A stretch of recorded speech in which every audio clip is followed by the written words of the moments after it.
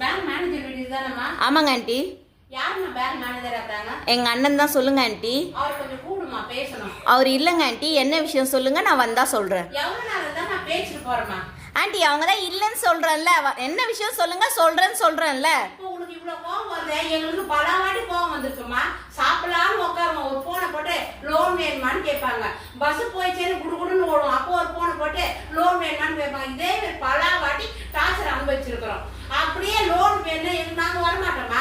நாங்கள் வந்தால் மட்டும் ரேஷன் கார்டுக்குதா, ஆதார் கார்டுக்குதா, பேன் கார்டுக்குதா, எந்த பேங்க்ல அக்கௌண்ட் இருக்கு, இது ஃபோன் நம்பர் சரியில்லை, பேர் சரியில்லை, ரிஜெக்ட்னு சொல்லி அனுப்பிச்சிடுறாங்க. அதுக்கு எதுக்கு நான் ஃபோன் பண்ணா? சரி ஆண்டி, அதுக்கு இங்கே வந்து ஏன் கத்துறீங்க? பேங்க்ல போய் கேட்க வேண்டியது தானே. உங்க அண்ணன் தானே மேனேஜர் ஆகுறாரு, அப்போ உங்க அண்ணன் தானே கேட்க முடியும்.